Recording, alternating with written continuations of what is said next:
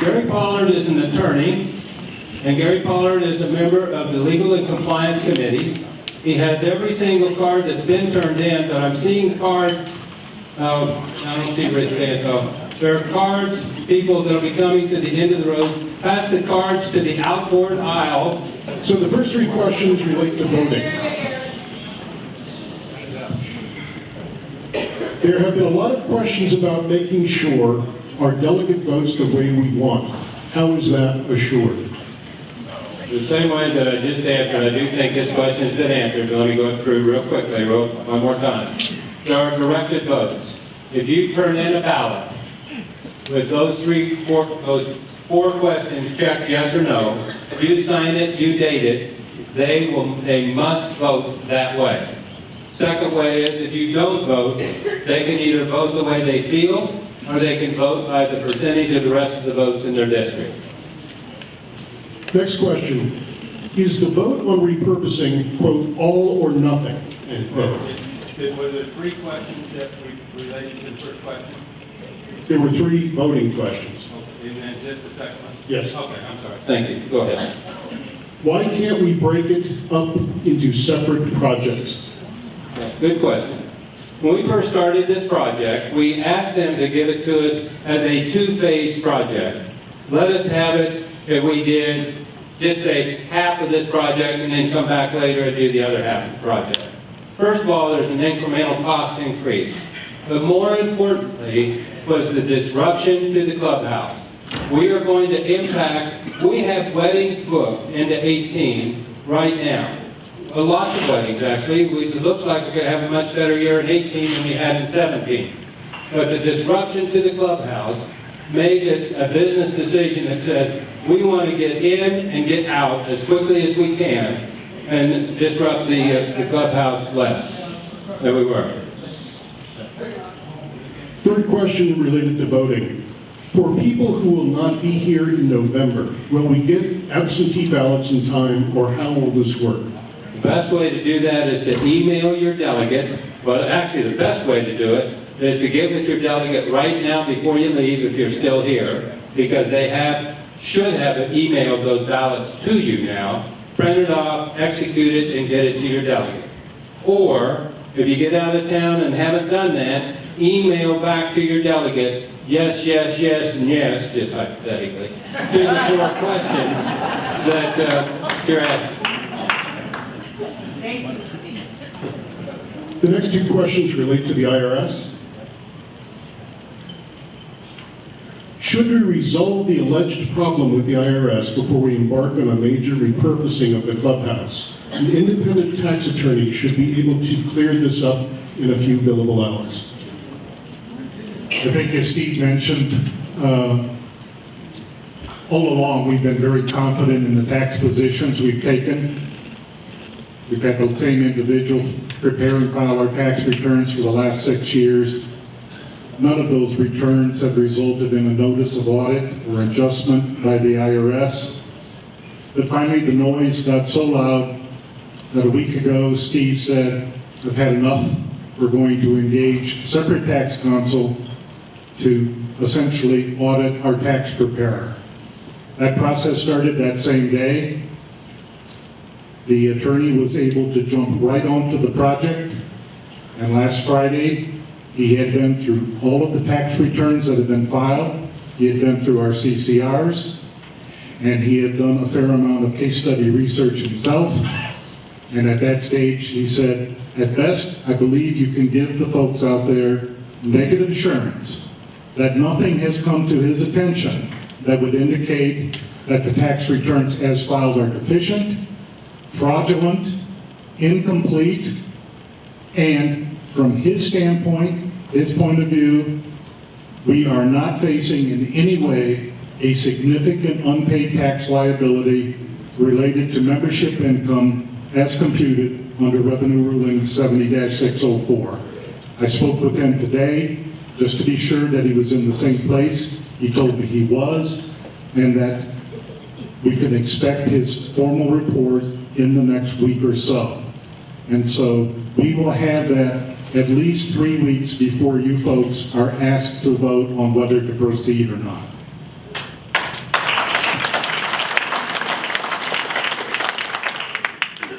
Very similar question. Would like to know if the IRS question regarding the overassessment of our dues has been settled, and if so, what is the name of the tax attorney the board consulted? We are, I think the first half of that question was just answered again by Bob. We are purposely not sharing his name at this point, and here's why. Because somebody said for a few billable hours, I think every time his phone would ring and he'd pick it up and say, "Hello, Heritage Eagle, in just a minute. Let me turn the cash register on." We don't need to be running the clock up. More importantly, on a serious note, we don't want him distracted from the mission at hand. As soon as his ruling is out, it will be out on his letterhead with his name and bar number attached with it. We'll answer that question then. The next few questions relate to trying to fund this project within the existing budget. Why can we not make improvements repurposed to the clubhouse within our existing budget utilizing priority needs first? I'll take that. When we talk about budgets, we have a number of budgets. We have an operating budget, we have a reserve budget, and now we have a capital improvement budget. The funds are no way ever commingled amongst these funds. This is strictly a project to be funded through and paid for through the capital improvement fund. And so, but the magnitude of the project is such that we do not want a special assessment in order to fund the project. We are able to borrow at a very attractive rate of interest. We can borrow up to, we plan to borrow $2 million out of the $3 million project, $3 million cost of the project. I want to note that both of the banks that I am in discussion with were quite willing to fund the entire $3 million. Said we don't need that. By the time we start this project, we will have the best part of $750,000 in the bank, in the fund to start this project. So we do not need to borrow $3 million. The $2 million we need to borrow because if approved, we want to get underway after the permitting process is completed in a very big way so that this clubhouse is not torn up any longer than it needs to be in order to complete a rather ambitious renovation repurposing. There's a related follow-on question. If this proposal is no, how much money do we have in the budget without taking out a loan to start some sort of construction, and what project will be the first one completed? The 673 is what you're expecting for a year-end for capital? About 650, but that assumes that we will execute on the remaining 35,000 with Marsh. If this project is turned down, rejected on November 8th, then that 35,000 will not be spent, and we'll finish the year with the best part of $700,000 in the capital improvement fund. So the answer to the first part of the question is plus or minus $700,000. The second part of the question was, what is the priority? We'd have to assess that. The real priority, as you have told us over years, is the inadequacy of the fitness center and the locker rooms. However, in order to do that, we have to fill in the void where the grand staircase is so that we can enlarge, move the wall out, and move the wall out toward the pool. So would that make the cut, and could we do that for $700,000? Don't know. If it's disapproved, we will certainly be asking those kinds of questions and making good decisions, again, based upon input from you, and how far will our money take us? Because, clarify a little bit for me, Bob, if the more money we have hanging in the capital improvement fund without a defined purpose, does that create an additional 70-604 or other tax liability? Every dollar that we collect, starting with the $10 this year and the $15 next year, becomes part of the 70-604 calculation. This is called membership income. And so as we collect funds, assessments or dues for the capital improvement fund, there are two problems. One, the one that I believe is most important to the people in this room is you've accumulated $750,000 and given no good purpose for the use of that money. That's a problem. That's a problem, I think, in terms of being answerable to the community as to how good a stewardship this board is of their funds. But second is, it does add to a tax problem. The tax problem in that each year, as we file the return, we compute the cumulative excess of revenues over expenses and include that in a schedule as an attachment to the tax return. As that number grows, it draws more attention from the IRS because it appears that we are accumulating cash and have no explanation as to its use. To date, we have accumulated cash, and if challenged by the IRS, we would be able to explain that we are using those funds for capital expenditure purposes. And the IRS may say, we're good with that, or they may say, not good enough. But at the end of the day, as we add monies to this fund, we should always have a reasonable explanation as to how these funds might be used. And in the absence of that, to me, it's bad practice to accumulate money that you can't speak for. Thank you. The next question goes to lost revenue.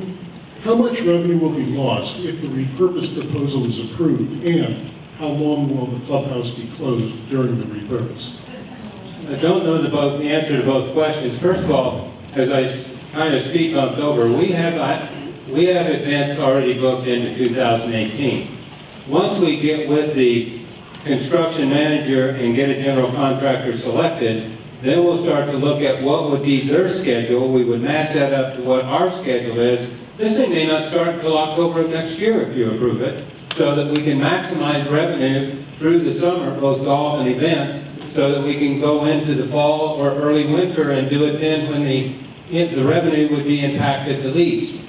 How long would the clubhouse be interrupted? Again, until we get that construction schedule, we don't know the answer to that. But those are all things that certainly we're thinking downrange about so that we can bring them into our planning process and minimize both the disruption and the revenue loss.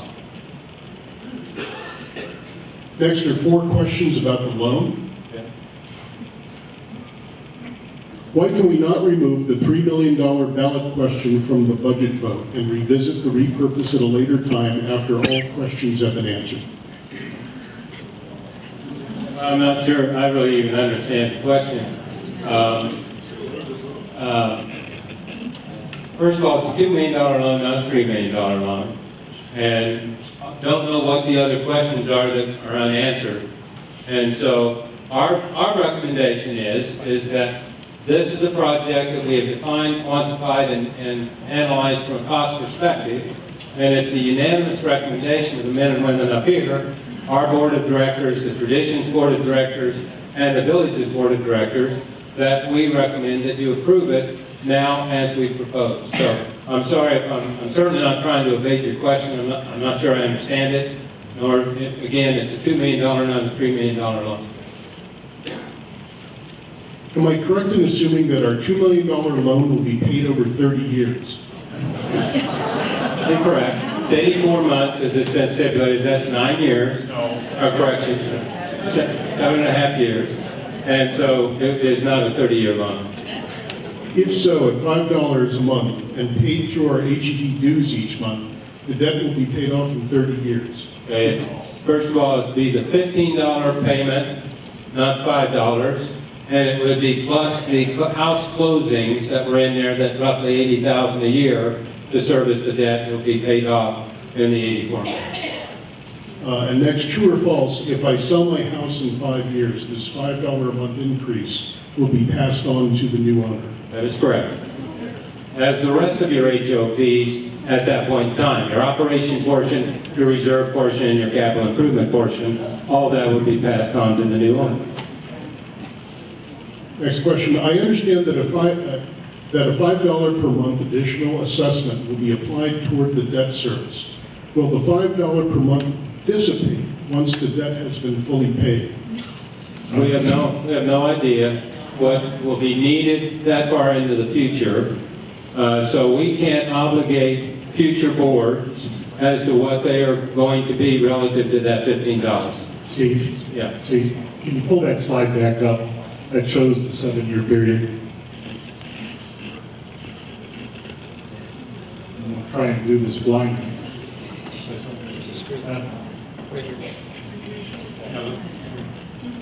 It's not the additional $5 per month that pays off the loan. It's the entire $15 a month. But you can see that we generate just short of $260,000 from assessments, dues, and then the $80,000 or so from the deposit of the 3-month assessment at closing. The monthly cost to service this loan is $27,000 per month for 84 months, or approximately $325,000 a year. And so we, except for $50,000 we put in there just more or less as a placeholder, all of the $15 per homeowner per month goes to servicing and repaying that debt. Okay. Okay. There's a second part to that, Carl. If so, the resolution should be modified to include such language so that future boards will honor the will of the residents today. Well, what will be modified every year is, first of all, the resolution will be worded specific to the previous year. If we're scheduled to lose $207,000 next year, we will not have more revenue than expenses, and so there won't be any resolution at the end of 2018 for 19. Each year stands on its own, and that year's revenue, if it exceeds expenses, is given back to the residents the following year via a resolution that's voted on at this time of the year, every year. I am concerned about the lack of detailed, firm estimates available at this stage. You have guaranteed the project will not exceed $3 million, but can you guarantee that significant scope reductions may be required to meet this budget? What is the board's thought? Will you accept significant scope reductions and proceed, or do you come back to the homeowners? We've said all along that what we have right now are certainly informed estimates based upon professionals that do this across the world, actually, but certainly across the country in 2017 market conditions.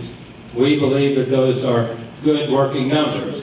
We've also said all along, that the $3 million is firm, and that if we start to approach what we call with them our concrete ceiling of $3 million, yes, in fact, things will be taken out of the equation or out of the scope as the question is written. What are those items and how will they be prioritized is yet to be determined, but we will certainly try to come at them from the highest wanted amenities based upon what you have told us are the things that need the improvement the most. And that's how we'll try to approach it, and you will be consulted. The next 5 questions I generally characterize as operations. Will the club and restaurant be staffed to accommodate the hopefully added traffic? It is not staffed now, i.e. the line at the bar before the meeting, with only one bartender. How do we staff the coffee and wine bar? Well, those are very valid questions. And if you have any suggestions on how we can attract more staff, we're anxious to hear it. I have a meeting with the general manager this week about things such as this. You have the radio on, you're in your car, you hear about Indeed. Do we use Indeed? Yes, we do. If you're in your car and listen to the radio, you hear about ZipRecruiter. Do we use ZipRecruiter? Yes. Do we pay a $500 bonus for anyone that can bring an employee to this community and he or she lasts 6 months? Yes, we do. Are we constantly working on Craigslist and everything else? Did you see the signs for a job fair that was out here week before last? Did we get one employee out of that at virtually no cost? Yes, we did. We are desperate to find good people. People say, well, you got the drug deal. Well, we don't test for marijuana. We can't. But we do test for opioids. And certainly we do terminate if you come to work hot, and we can test for that. But we're desperate to find people. Tell me where you don't drive between here and Southlands and see 5 help wanted signs. I mean, we're desperate, no question about it. Will the staff, the coffee bar be staffed? Would that be a high priority versus the Eagle's Nest or the bar in there for a deal like this? Of course not. The next question is entitled Restaurant. To increase the public use of the restaurant, we need a sign on Gartrell to let people know the restaurant exists. Fair question, fair suggestion. Fair suggestion. And then the follow-on is, plus, they need to get through the gate to get to the restaurant. Also a fair suggestion, and again, I go back and I harken back to my comments before we got started. If we could have found 3 people out there that wanted to do that kind of work in today's world, no. But we think that we're getting better. We think we certainly, when you leave here, look like the welcome desk is still staffed and it should be. Look, we've got 2 monitors. One looks clear out to Gartrell. If it gets stacked up to Gartrell, they're supposed to open the gate and let people in, so it's not a safety hazard. We can see right down to the speaker box. We think part of it's a learning curve, but we're always going to be trying to make that system better. What in this world today is not automated? The biggest issue with the usefulness of the club has been the Eagle's Nest, but that seems to be where the least effort is being applied. It appears as though the focus group was not heard. Now the bar area will be smaller, correct? So let's deal with that a little bit. First of all, I think we all would disagree with your premise that the area that gets the least attention is the Eagle's Nest. I'm sorry, we just disagree with your premise. Second point about the focus group for the Eagle's Nest. Yes, there was one, and yes, they were unanimous on a recommendation of where the bar should be. But they were only one of the 6 focus groups. Other focus groups had different input on that. And one of the objectives that we get the most feedback about, negative, is the joining of the bar function with the dining function. And we found that we can expand into the Shivana room and get some separation. Now, the drawings that are reflected out in the lobby are not to scale. They show, for example, that we've got 7 bar stools in the new bar in the Shivano room, while we have 9 bar stools in the existing in the Eagle's Nest.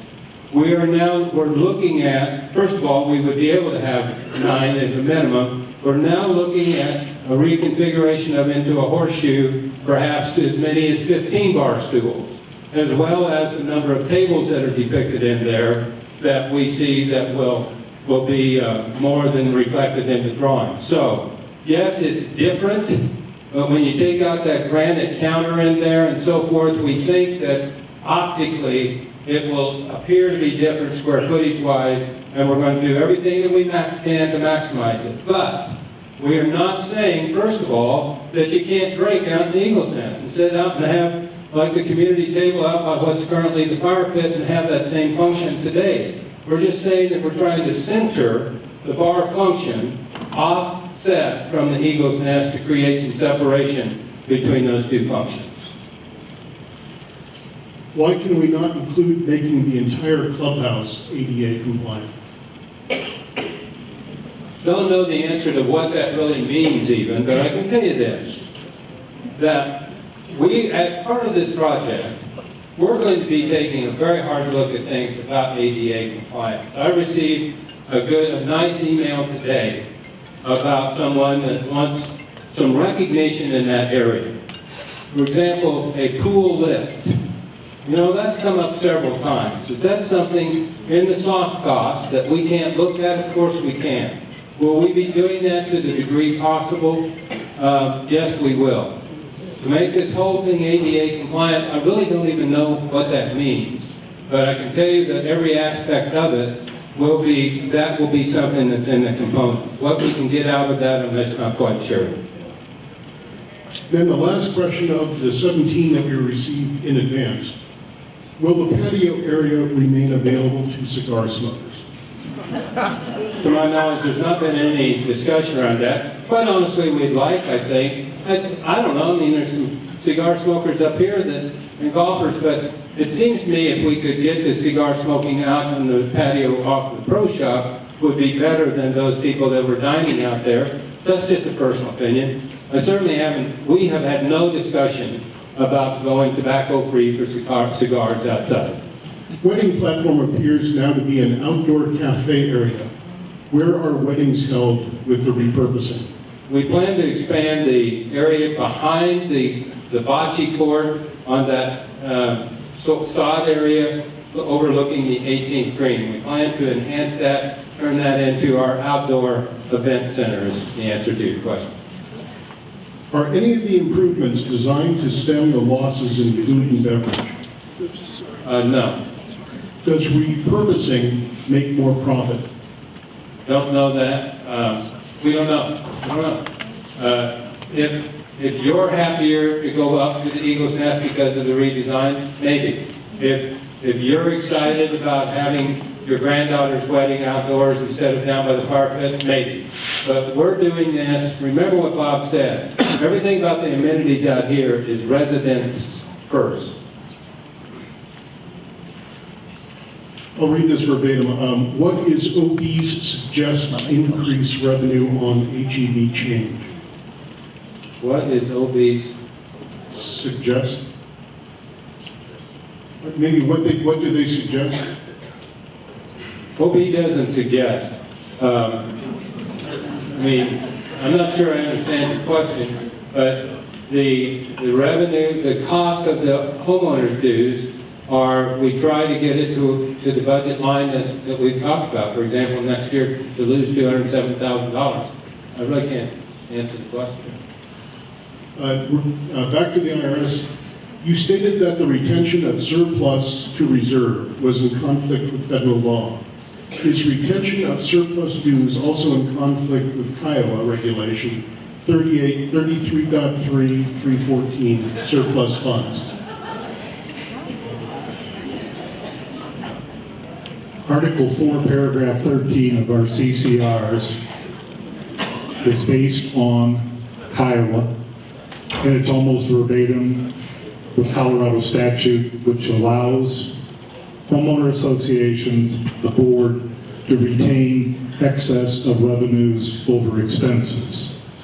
Revenue ruling, IRS ruling 70-604 says no, they have to be returned.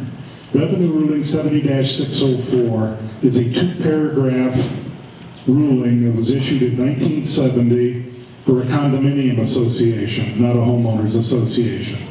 Over the years, you can imagine over nearly 50 years, the amount of case law and case studies that have been done. The practitioners, tax practitioners, are all over the parking lot as to how to interpret Revenue Ruling 70-604. What complicates it for HOAs is, in addition to raising funds to operate the HOA, separately, HOAs raise funds to do capital improvements. Capital improvements come under the purview of 70-604. And so if you accumulate cash for a capital project, you are bound to run into an excess situation with regard to 7604. I believe what we will find out is the IRS, in the final analysis, takes a pretty relaxed approach about this, recognizing that most responsible HOAs and condominium associations do not want to operate hand to mouth. They want to build up cash reserves for the unexpected in terms of operating expenses and then also planned improvements. This is how we have operated under 70-604 to date. We have raised significant funds for our reserve fund, for our contingency fund, for our capital improvement fund. We are now to the point where our operating cash, without a doubt, is more than sufficient to meet the obligations to operate Heritage Eagle Bend without any concern on the board's or management's part on the ability to do so.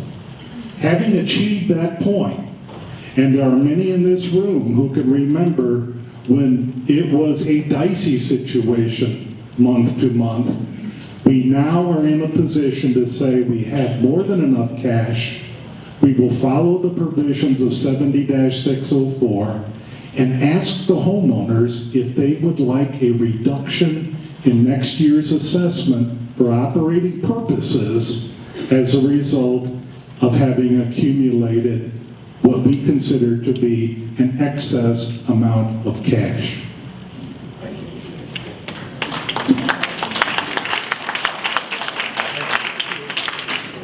How does all the community know what Resolution 17-6 is?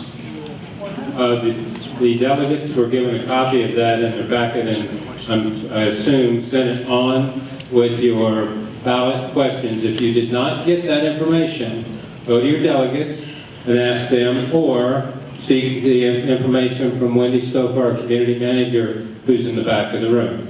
17-6 is an internal numbering system for HEB. Just happens to coincide that 17 number, or the 70 number of 604. Two questions on this card. Why are we figured on head count? We thought head count was OB Sports' responsibility, not master HOA. When did this change? With this year's budgeting process and everything, when I say it's really a collaborative effort. We work with management, the board works with management to determine how we want the budget package to be built. And this time, we have been accused of how we've made this net income over the past few years of having an inflated headcount number or inflated expense number based upon that model. So this year, we went with what is and built it from there. But it was collaborative between OB and the board. Wasn't really any change. We do not understand why OB can't make a profit when we pay for the facility.